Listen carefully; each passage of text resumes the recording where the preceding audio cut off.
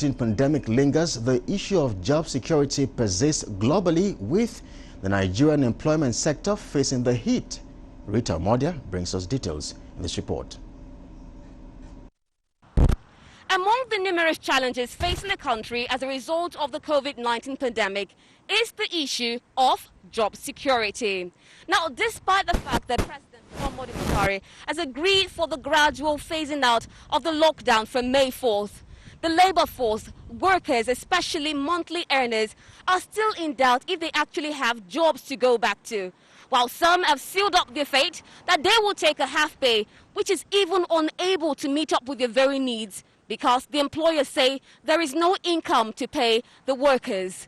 Even on social media, the hashtag trending depicts lamentations of various workers over job security. The fact is we need to understand the situation we find ourselves. It's never the making of a worker, neither the employer. So the situation itself is called pandemic because it's actually beyond human control, and it has escalated. So therefore, what prompted the lockdown should be considered in any action taken. Employers are never expected to talk about cutting of salary in the earliest stage of the challenge that we don't know when it will end.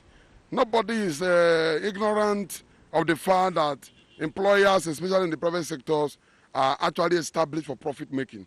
But we are saying that in as much palliatives as are risen to the vulnerables to be at least minimum to eat, so also salary is a palliative to workers.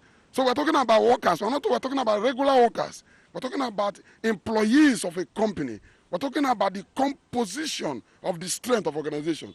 So you can't start cutting off your body all of a sudden because of affliction. We are saying it is too early for anybody to suggest it, it's insensitive, and certainly will be resisted. It's unfortunate for employers to start too early to talk about cutting of salaries. I know what they need now is solution to the challenge, and in as much we are telling them to rechannel this palliative to get to the real vulnerable, you don't also make the workers to turn vulnerable. That would be disaster for the economy. For government not to include the labor in all the activity is also another area in which I see that they are not sensitive. They should be very sensible and sensitive to the plight of the people. So many people, they are not in the formal labor, they are in the informal sector. And the labor from our own side is that we are tired, because we have seen a situation in which the government will not be able to live up to their responsibility. We have seen a situation in which after this COVID, so many companies and even some government offices, they want to hide behind this COVID-19, and then they will perpetrate. They are already thinker. That is, they will want to reduce the workforce. They will want to do casualization. They will also want to reduce the salaries of the workers. We will mobilize and we will resist any government or any private organization attempt to frustrate the people. We will resist all those.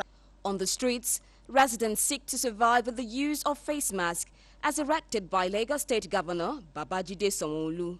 Some have even turned it as a business venture and source of revenue. I see any work, so I started selling those masks. How have you been feeding since this lockdown? How have you been coping with food and the rest? How has your family been coping? It's not easy. We have been feeling uncomfortable. It's not easy with the things going around now, and that is why my mom told me to sell nose masks.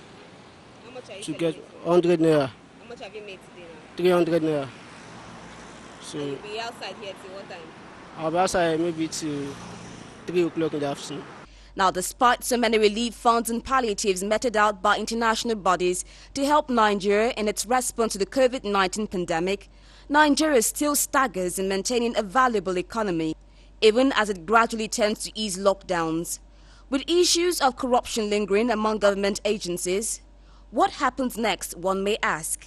Analysts posit a way forward out of this milieu. So what governments can do to deal with this is essentially what governments are doing in Europe, which is to give huge businesses or huge organizations setting bailouts and allow or help their cash flow or solvency for the next 2-3 months so that they are unable so they can muddle through the crisis essentially and keep the jobs that they already have. In fact, I think it's Senegal or Uganda that has passed a law criminalizing the sacking of people from certain industries in their country, and the government there has also promised to issue certain kinds of bailouts to those businesses.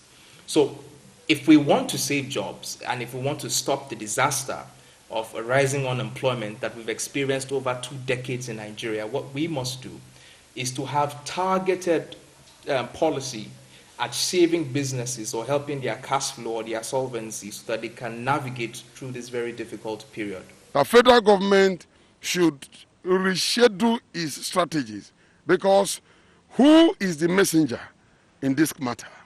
And between the takeoff point to the destination, what happened? So government should not just be interested in the report of the messenger, but the process in delivering the message is more crucial, because Mr. President, we know, will sign every amount to protect Nigerians. But how much of this money gets to the real people? That is the problem. We predicted it, and it's already playing out. People are telling you the total amount so far given. Yes, they will apply, but how many are you going to take? What government should do right now, and we can do it even now, is to, certain, large basket sectors that can, employ more people, like agriculture, mining, construction. What government needs to do right now, for instance, in construction, all local governments, give them money. Forget Julius Berger and forget this is not the time for multinationals to come and do anything for you. All the youths in any local government, segment them. Those who go to the farm will go to the farm. Those who will start laying stuff on the road to construct road, they will construct road, have a template. Then you have a mass of people doing things. By the time everybody does those things, by the time you wake up, the country will start waking up. So look at China. China built a whole hospital in how many days? If they can do it, why can't we do anything here? Meanwhile, May 1st has been declared a public holiday for Workers' Day.